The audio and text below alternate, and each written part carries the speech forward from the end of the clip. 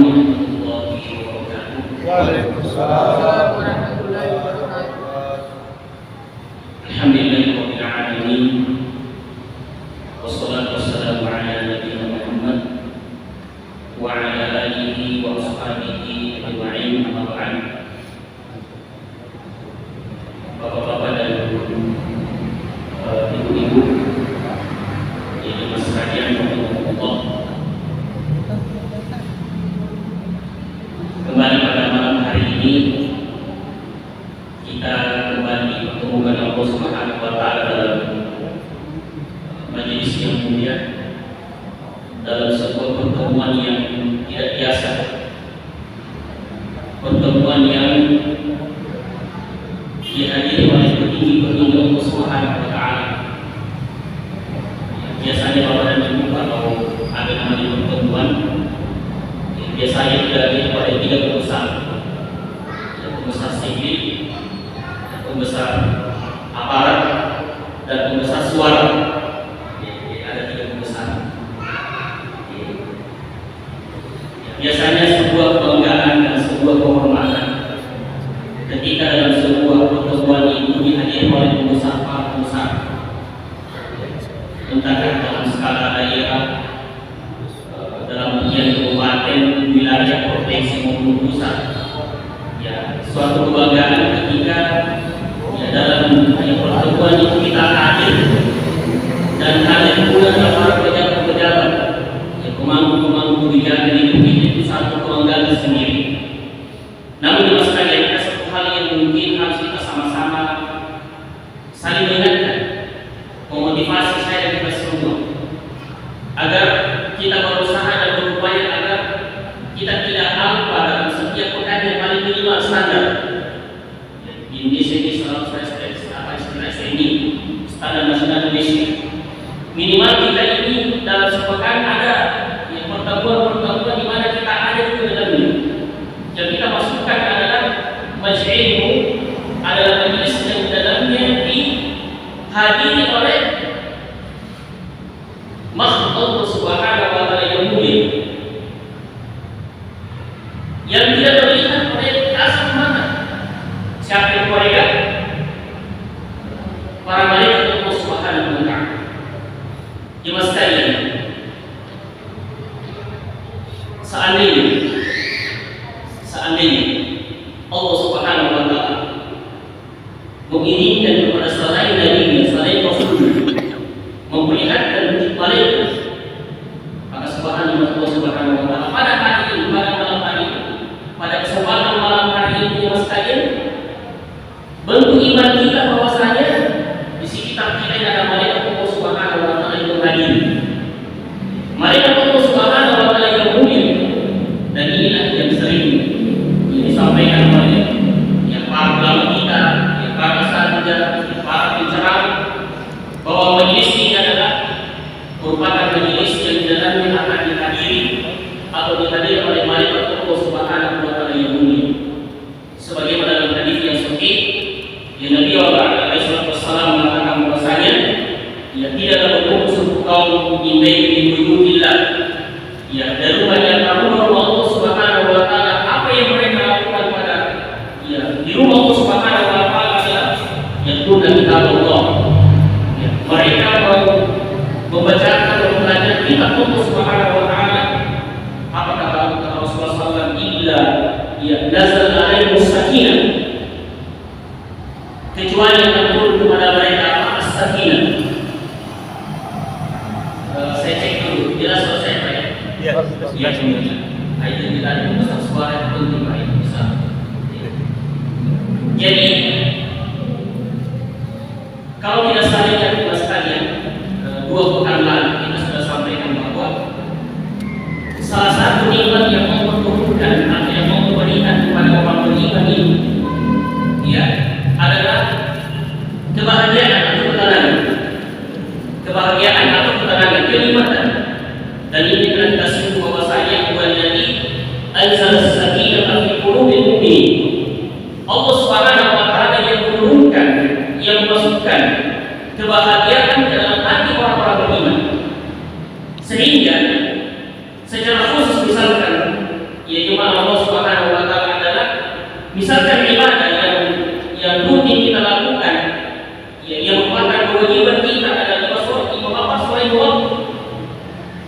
sering kita sampaikan dan sering barangkali kita renung dari mas kalian.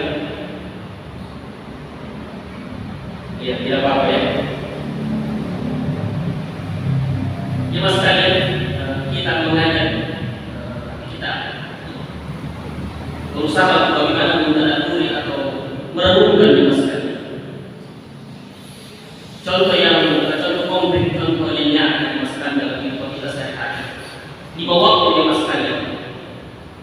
Kalau seandainya semua waktu itu dalam bentuk makanan, maka kita sudah bosan. Tidak ada di antara kita yang bertahan makan hanya tiap hari. Biasa kalau kita perhatikan 2-3 hari, biasa komplain kepada panitia. Tidak bisa ikan bosan di ayam terus. Saya keluarga kalau bisa jadikan punya jalan ayam terus, kasih ikan. Jelas sekali. Di sinilah kalau kita rasakan makasih. Di bawah jelas sekali.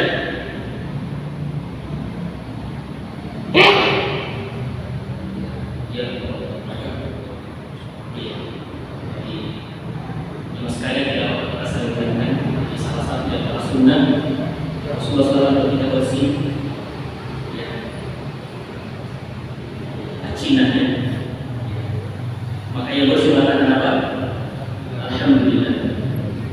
Yang melihatkan apa? Ucapan ya Rahmatullah. Semoga Allah memberkatimu. Yang bersih lagi kepada saya. Yahdikumullah wa yuslih balakum. Apa artinya?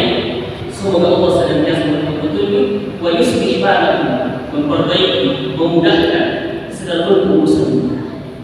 Jemaah sekalian, tidak apa-apa karena ada penyebabnya sehingga kita bisa angkat sedikit. Ada kisah jemaah sekalian. Ada kisah. Allah dalam ada antrian. Jadi antrian jemaah sekalian cukup panjang. Tiba-tiba ada seorang ibu di depan bersih. Dalam artian dan Allah kita apa saya pengen apa. Ibu itu bersih. Kemudian sang ibu mengucapkan Alhamdulillah. Maka ada seorang pemuda, dia jaraknya tidak terlalu jauh dari ibu. Artinya dia bisa dengar apa yang diucapkan oleh sang ibu tersebut dan mengatakan yang kamu hilang. Nah, ini yang dari mas kalian, kalau laki-laki yang kamu Allah, kalau perempuan yang kamu hilang. Jadi kalau bengkok tidak ada ya. Nah, istilahnya orang kalau sudah jenazah nggak tahu untuk laki-laki, lah untuk perempuan. Jadi kalau bagaimana kalau dia resep istilahnya sekian dalam itu, ulangan ya, tidak seperti itu. Jadi sang pemuda itu dia bersihnya tadi ibu, dia kamu hilang. Kaget ini, kaget. Kemudian dia baca doanya, dia bingung singkatnya Allah, singkatnya di masa kalian. Setelah terjadi tadi peristiwa tadi ini, maka sang ibu ini menghampiri sang pemuda mengatakan, ya dengan takut dan kaget, dia bilang banyak dari sini orang, dia tidak tahu ini. Anak mereka tahu dia, ya istilahnya banyak orang berkata cuma kami mendoakan saja. Subhanallah, mas kalian, ternyata laki-laki ini adalah jomblo dan dia jomblo dan ibu dengan seorang gadis dan subhanallah dinikahkan dijodohkan dengan anak. Ini diantara buah wallahualam buah daripada ya tentu kita tidak menunggu ya. Misalkan baca waktu kita saya tunggu bersih jadi punya jawaban ini. Saya jawab ya seperti itu. Tapi sedikit gambaran terkait dengan syariat kita begitu agung. Sampai-sampai perkara seperti itu syariat kita mengatur. Nah, tapi ada catatan, ya tidak boleh dalam sholat. Nah, itu ada kisah. Ya, di zaman Rasulullah SAW ketika ada orang bersih, ya, sahabat ini Rasulullah SAW ada sahabat yang bersih. Jadi kalau sholat di masjid kalian, maaf sedikit. Kalau sholat, jadi ada yang bersih itu adalah untuk apa? Supaya tidak menyebar. Ya. Juga seperti tidak menyebar dalam sholat bersih. Alhamdulillah.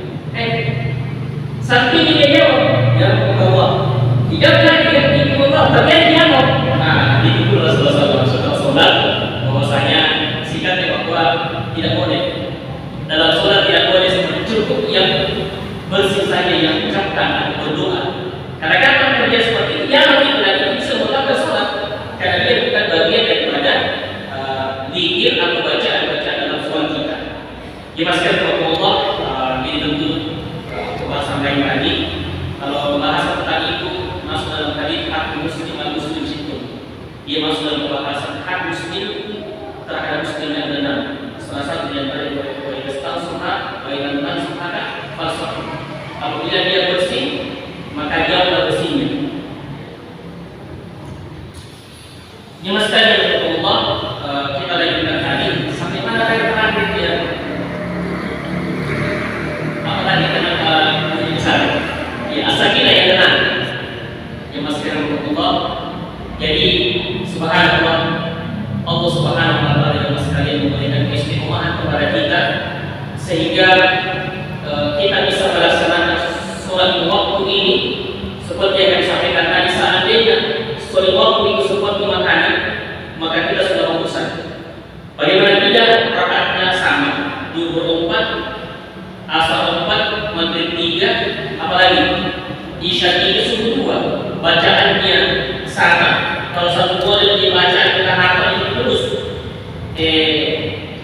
Gerakan kamu begitu. Tapi subhanallah, tapi kenapa kita tidak pernah puasa sholat sama sekalian? Kira-kira apa sekali? Kira-kira apa resepnya? Kira-kira apa ini? Kenapa tidak pernah puasa?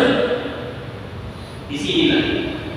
Karena setiap kita rukuk dan sujud, Allah subhanahu wa ta'ala sedang bisa menambahkan nikmat dari sini. Kita nikmat, makanya kita harapkan kita sekalian kalau dia sudah lama juga boleh.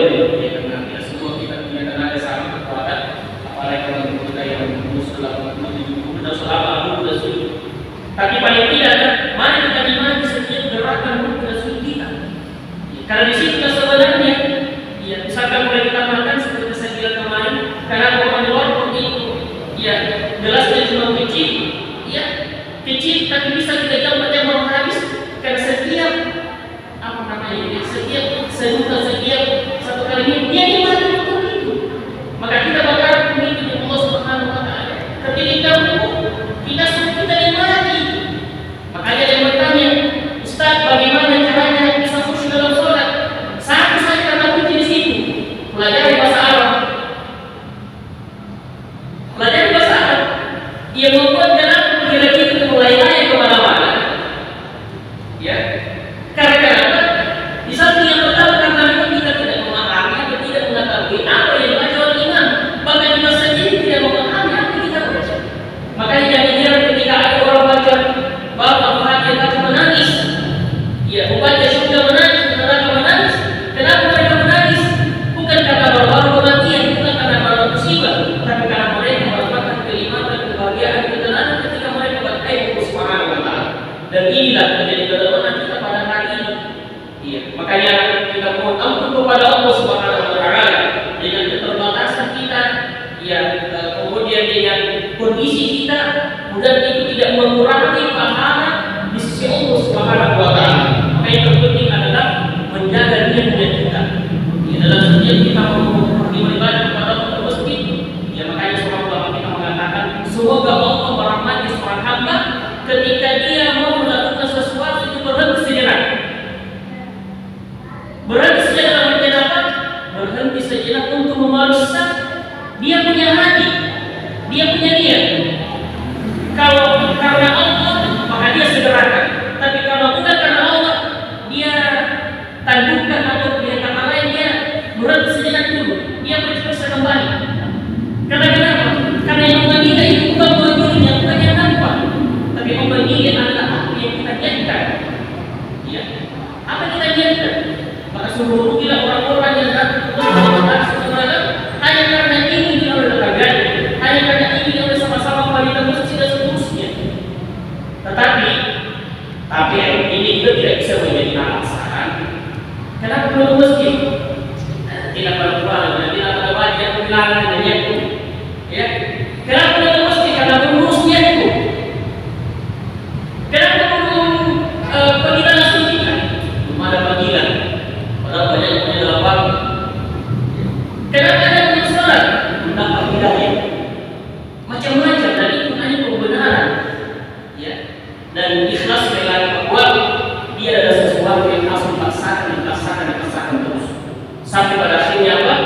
insyaallah taala pada taufik pertolongan dari Allah Subhanahu wa taala, maka insyaallah taala kita mendapatkan keikhlasan dan bukti nyata akan keikhlasan seorang hamba dalam beribadah kepadanya adalah ketika istilahnya continue berkesinambungan ibadah yang dilakukan.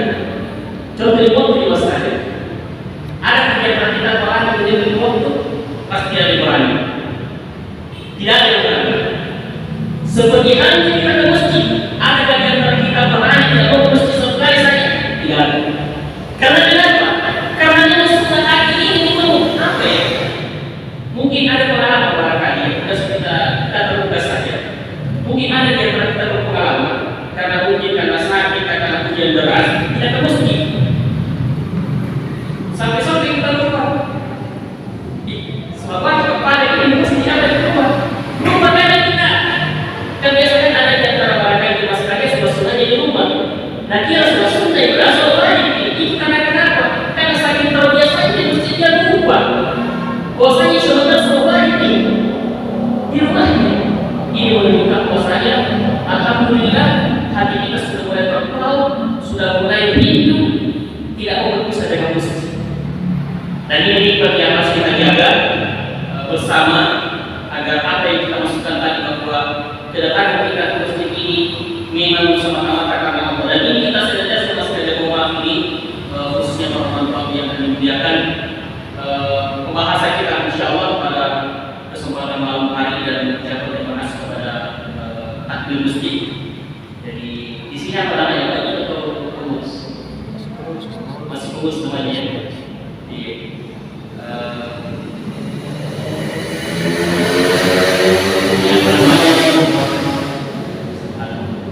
Di kampung kami kita kan ada juga masjid, itu di sana ada takmir masjid. Kita paham bersama takmir itu kami kata inna ma ya'budu masajid Allah man amana billahi wa bayar dan masjid. Hanyalah yang membutuhkan di takmir itu adalah orang yang senantiasa membutuhkan masjid. Jadi kalau misalkan kami ya fokus masjid telah belajar kayak yang menurut sedikit kayaknya ya kan biasanya itu di masjid struktur ya sunan pengertian masjid itu saya bilang ini saya kalau datang semua itu biasa banyak di sini masjid. Tapi kalau biasa fokus masjid tapi itu sih pak. Dan insyaallah di sini kita seperti ya di sini biasa begitu pak. Nanti ada pasal insyaallah atau lagi ada pembangunan apa kita berharap mudahan ya usaha kami dan jemaah pengurus ini menjadi buktinya insyaallah ya kita ingin mengumpulkan masjid kita ya sehingga orang-orang yang menyumbang bersedekah ke masjid ini harapan semua insyaallah ya dan tak terkecuali ya semua yang tertanding mudah semua Allah Subhanahu wa taala yang menjaga kita semua. Di masa kali Allah insyaallah taala ya kita ya mohon maaf ini ya, kita ingin sedikit menyampaikan memotivasi kembali kita semua ya, bagaimana kita bisa istilahnya begini umur tidak menjadi penghalang lamanya kita belajar tidak menjadi penghalang untuk mau senantiasa mencari ilmu di masa kalian karena kami berdua di masa entah apa ya kalau kita mau lihat di tahun-tahun awal 2000 maaf ya karena kami ya juga nanti belajar nanti tahun 2000 mendatangi ilmu dulu ya belum ada Android belum ada seperti ini yang live misalkan itu orang berdatangan bahkan puluhan kilometer mereka datang ke situ Pak. Sekarang karena kemajuan teknologi nah dia di rumah lagi sambil duduk minum kopi bisa dengarkan ceramah tapi kita katakan bahwa itu kemudahan dari Allah tetapi tentu sangat berbeda kualitasnya keberkahannya ketika kita katakan muslim langsung karena kenapa? Karena muslim seperti merupakan kebiasaan orang soleh terdahulu dan inilah yang warisan dari kita Muhammad SAW yang harus kita sama-sama untuk menyadari, untuk kita sama-sama bagaimana membangkitkan kita punya semangat untuk ilmu. Dan insyaallah taala ya sekali lagi bahwa ya insyaallah kita akan membacakan kembali ya terkait dengan ya keutamaan ya ilmu dan para penuntut ilmu. Kita akan insyaallah akan menyampaikan ini. Mudah-mudahan waktu yang tersisa beberapa menit yang baru satu Pak. Sudah mungkin jam 7 lewat. Iya, masih ada. Jemaah sekalian, ini sekedar ya kita pengulangan kembali. Ya, mungkin materi-materi seperti ini seperti yang kami sampaikan dua pekan lalu bahwa boleh jadi kita dengarkan ilmu sebelum saya lahir. Ya, 20 tahun yang lalu, 30 tahun yang lalu. Ya, tidak salahnya kita ya ingatkan ya, agar motivasi itu ya ada kembali pada diri kita. Bahwasanya apa yang sementara kita berada di dalam ini adalah untuk perkara-perkara yang biasa-biasa. Saya sampaikan dengan Mas Allah bahwa jumlah yang sedikit tidak menjadi penghalang bagi kita untuk menyampaikan sebuah nasihat. Karena hakikatnya di masa yang ini kita ucap sama-sama.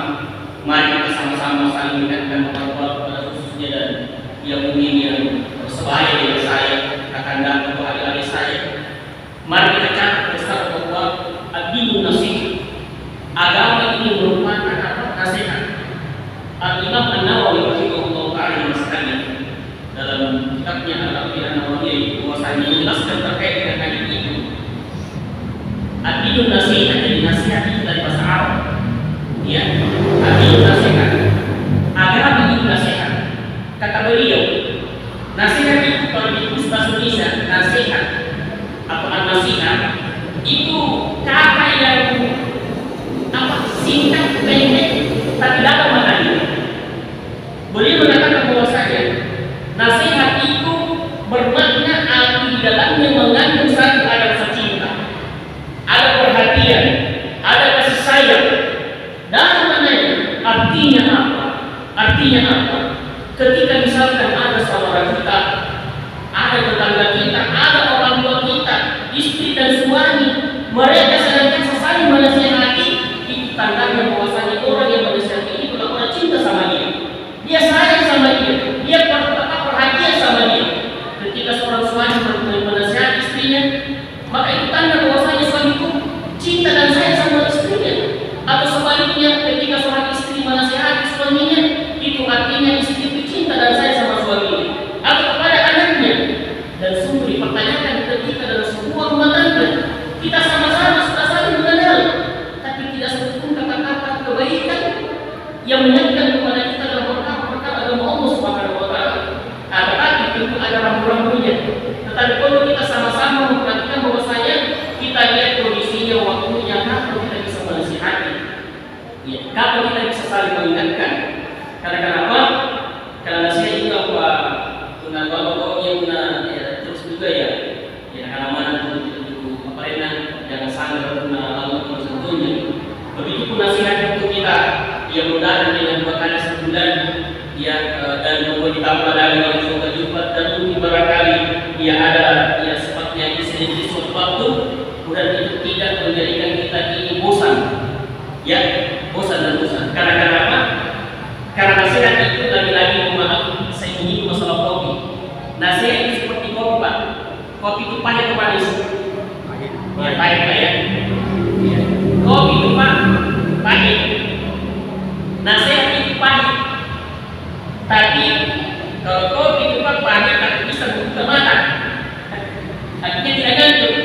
Begitu pun nasihat Pak. Nasihat itu memang paham begitu lagi ya. Pak sejawab lagi. Kenapa langsung terasa ini? Nasihat itu adalah bisa membuka kita punya mata, bisa membuka kita punya hati, bisa menenangkan, bisa menenangkan dengan nasihat itu. Maka bersyukur Bapak ketika misalkan ada Al-Quran dibacakan, hadis dibacakan, agama disampaikan, dicerahkan artinya hati kita hati yang baik, hati yang siap menerima kebaikan. Ya, bersyukur sekali. Ketika misalkan ada sesuatu yang menyampaikan tentang terkait dengan keutamaan salat berjamaah di masjid, lalu dalam hati mengatakan saya amalkan itu, bersyukur kita. Karena kata Rasulullah SAW dan sebuah hadis dalam sebuah kitab itu, bahwasanya Rasulullah SAW diutus seperti air yang turun dari langit. Di masanya kita musim sekarang kita lihat air yang turun dari langit kita berkuasa bumi di masanya. Kita masih kan kita ya. Tapi coba perhatikan, ada tanah di mana kata Rasulullah SAW, ada tanah yang subur, ada tanah yang tandus, ada tanah yang besar. Artinya niat bukan yang tanah. Pokoknya sebentar tumbuh cepat jadi tumbuhan. Ada bisa tanah lokasi, dia tumbuh. Maka begitulah kalau perumpamaan Nabi diutus ketika agama disampaikan. Ada juga orang Pak, coba sekali respon itu Pak. Langsung enak perasaannya. Adakah orang Pak menghambat selalu bilang Pak? Ya, contohnya tahu ya, tapi ya akan diri mati. Ya, ada juga orang masya Allah cepat. Maka bersyukurlah sekali lagi mas kalian ketika misalkan hati ini cepat menerima hidayah, terbuka hati ini untuk mendengarkan agama Allah Subhanahu wa taala disampaikan. Dan mudah-mudahan kita semua juga ada motivasi kita menyampaikan kepada saudara-saudara kita. Ya, mas kalian, waktu sangat terbatas. Mari ya kita sama-sama sedikit yang mengulang ya terkait dengan ya keutamaan ilmu. Ya,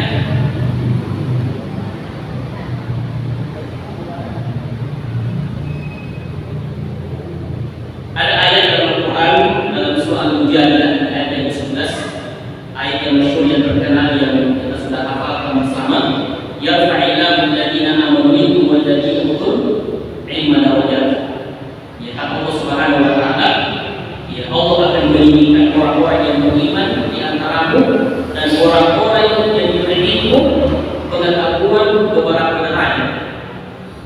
Jemaah sekalian, sedikit faedah, sedikit pelajaran bahwa ketika ada kata-kata ilmu disebutkan dalam Al-Quran dan ketika ada kata-kata ilmu disebutkan dalam hadis, yang dimaksudkan di situ adalah ilmu agama, bukan ilmu biologi, matematika, fisika, bahasa Inggris, bukan ilmu, apalagi ilmu apa? Yang jelas adalah ilmu agama. Jemaah sekalian, menarik kita sama-sama, mari kita sama-sama dengarkan. Kita tahu bahwa dosa-dosa yang ilmu segala-galanya insya Allah bisa kita raih. Dan ada hadis cukup ini menjadi motivasi. Beliau mengatakan bahwasanya man yuridillahu bihi khairan yufaqihuhu fid din. Saya biasa menulis. Jelas sekali kalau kita hadis itu man yuridillahu bihi khairan. Jadi man yuridillahu barang siapa yang Allah inginkan, kehendaki khairan, kebaikan pada dirinya. Apa kata Rasulullah SAW? Yufaqihu, orang itu akan paham fiddin, paham terhadap perkara-perkara agama ini. Ada yang menarik.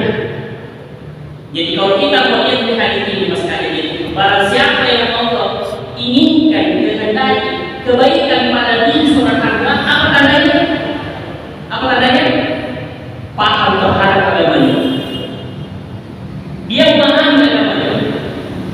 Nah, sekarang mas kalian, di situ khairan, di sini mas kalian khairan. Ini kalau misalkan orang belajar bahasa Arabi, khairan di situ tidak pakai alif lam. Itu namanya nakirah, dia manamun. Seandainya pakai alif lam al khair, maka itu namanya ma'rifah, dia terbatas, sesuatu yang dikenal. Nah, subhanallah, Rasulullah tidak mengatakan man yuridillahu bihi khairan, tapi Rasulullah mengatakan man yuridillahu bihi khairan. Maksudnya bagaimana? Barang siapa yang Allah ingin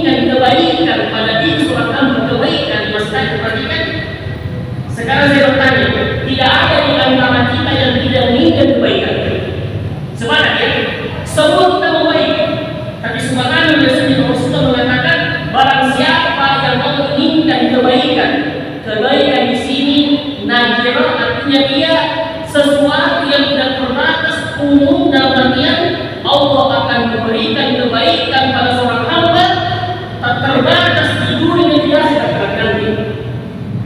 Allah tidak berlaku manas kebaikan di sini.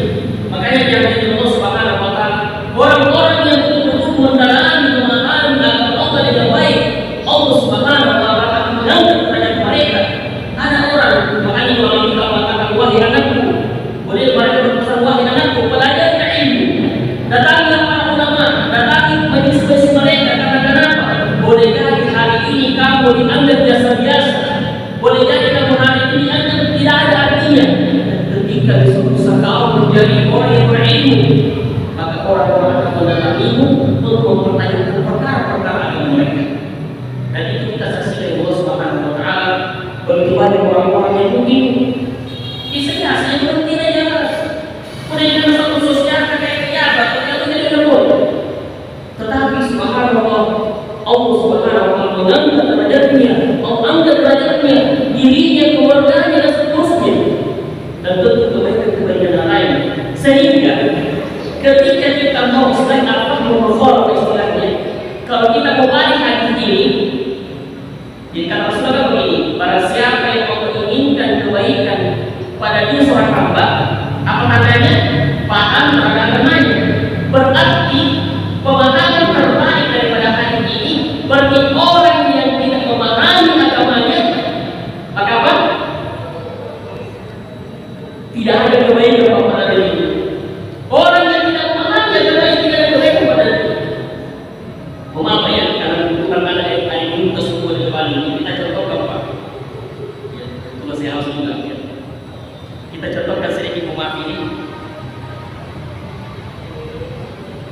Segelas air ini Pak, orang yang berilmu, paham agama Pak, dapat banyak pahala di sini. Bagaimana pahala? Pertama dia minum dengan pakai tangan kanan. Berikutnya baca bismillah.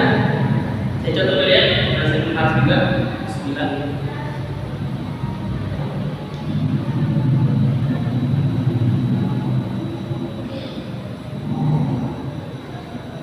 Alhamdulillah.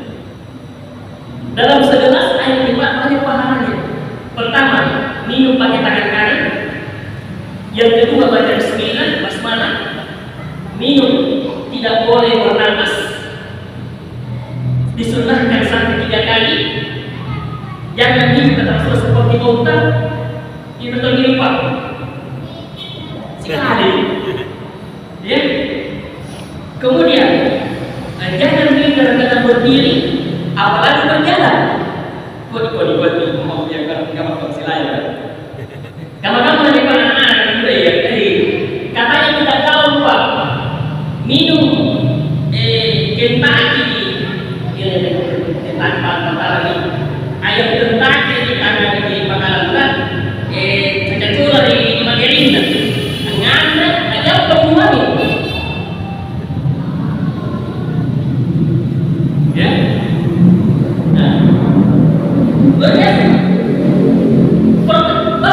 Luar biasa pahalanya. Duduk, setelah itu baca alhamdulillah, buat sama pada tetapnya. Luar biasa pahalanya. Dibandingkan dengan orang-orang yang kadang mau minum, apalagi misalnya air maaf ya Pak, bukan saya juga.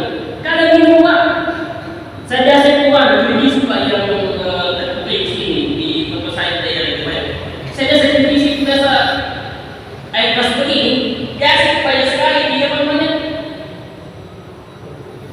Ya di ini temu apa di apa namanya itu di Bela baru setengah Pak, masih ada setengah. Islam tidak mengajar seperti itu. Istilah ini Pak, habiskan atau jangan minum sama sekali. Karena kalau dikumpul itu setengah kali setengah, kita bisa minum setengah dosis itu Pak. Ya, makanya kalau saya dapat minum ini itu saya buka itu supaya tidak ini kalau kan karena saya kadang dilupa. Apalagi bergaya di sini. Jangan bergapi, ya, jangan menyakiti, mending apa habiskan atau jangan minum sama sekali. Karena kenapa? Ini dimasukkan Allah Subhanahu wa taala di akhir nanti hal yang paling pertama mempertanyakan itu adalah termasuk air. Air itu kalau gunakan untuk api itu air.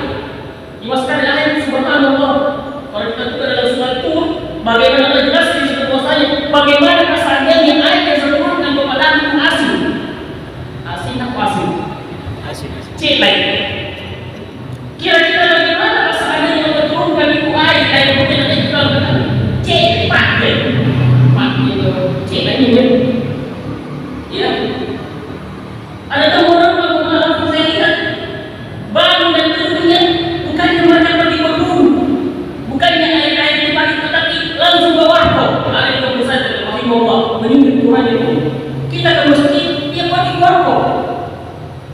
Jadi bangun pagi Pak, bukan yang pergi berburu tapi kita ke masjid kita pakai warkop kan. Kebetulan di sana kayak waktu itu luar biasa. Semua sudah penuh. Terus semua nabi bersama orang lain masih lanjut mengaku ya. Ada di sana kayak itu sudah pulih. Ya sudah pulih. Makanya kita kembalikan ke bahwasanya. Jadi ini contoh ya. Contoh sederhana bahwasanya dengan ilmu subhanahu. Ya. Dan pesan saya khususnya pada orang-orang di Selayar Pak, ya beberapa tahun yang lalu sempat kami mesti seperti ini. Ya, kebetulan ada satu orang tua, rahimahullah, semoga rahmat beliau. Beliau meninggal usia 80 tahun, 80 biasa. Ya, 80. Ada satu jemaah yang meninggal juga, saudaranya Pak Sanjani. Sanjani orang lain. Dia meninggal usia 92 tahun, 92. Di selain kita secara khusus kami banyak belajar. Di sana itu ada satu orang tua kita sekarang usianya mungkin sudah hampir 90. Alhamdulillah sudah di paling depan. Makanan tidak pertangannya, makanan tidak ada.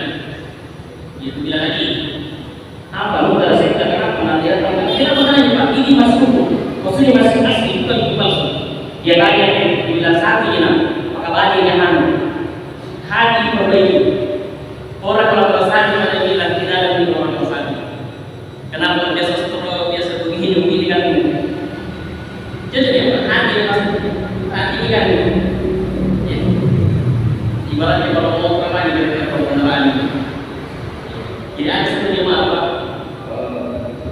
Dia sandal bilang dan dia sama saya. Bilang saya dulu di sini. Ya kalau kebetulan hari kami pelajaran haji aksi di perbaikan bacaan Al-Quran. Sampai selesai dari dana saya di sini. Walaupun saya mungkin tidak memahami, belum tahu apa yang akan aku sampaikan, paling tidak adalah ini menjadi saksi dan bukti bahwa saya juga pendahulu di majelis ilmu. Di akhir nanti ada asal dari Allah Subhanahu wa Ta'ala. Ada asal dari Allah Subhanahu wa Ta'ala. Cuma sekalian, ya secara khusus nanti kita buka dalam Al-Quran dari surah Fatir, surah yang ke-35. Ini mau maaf sedikit renungan buku. Ya karena saya lihat ini sebelah kiri saya ini nomor 40 atas. Kalau yang sini kayaknya ya ada satu apa ini. Ya. Tapi jelasnya kalau boleh kayaknya ini masih muda-muda ini. Ya. Terkait dengan istilah utama Pak ya. Nanti ini kalau kita surah Fatir, insyaallah kapan kita bisa membahas ini. Surah yang ke-35 di ayat yang ke-37. Ini ulama kita sepakat mengatakan bahwasanya terkait dengan umur 60 tahun. Allah mengatakan bahwasanya wahum yastadifuna fiha rabbana akhrijna na'mal shalihan ghayra alladhi kunna na'mal awalam nu'ammirkum ma yatadhakkaru fihi man tadhakkara wa ja'akum an-nadhir. Ya, kata Allah Subhanahu wa Ta'ala, dan mereka berteriak di dalam neraka. Ini Allah kisahkan dalam Al-Quran. Pokok neraka berteriak di dalam neraka. Amar, kalau kasar amar. Dia berteriak di dalam neraka. Kemudian dia mengatakan begini, ya Tuhan kami, keluarkanlah kami dari neraka, niscaya kami akan mengerjakan kebajikan yang berkaitan dengan apa yang telah kami kerjakan dahulu. Jadi yang akan naik di surga. Keluarkan saya akan mengerjakan pahala kebajikan. Apa kata Allah Subhanahu wa Ta'ala? Awalam nu'ammirkum man yatadakkar. Apa kata Allah Subhanahu wa Ta'ala? Bukankah kami telah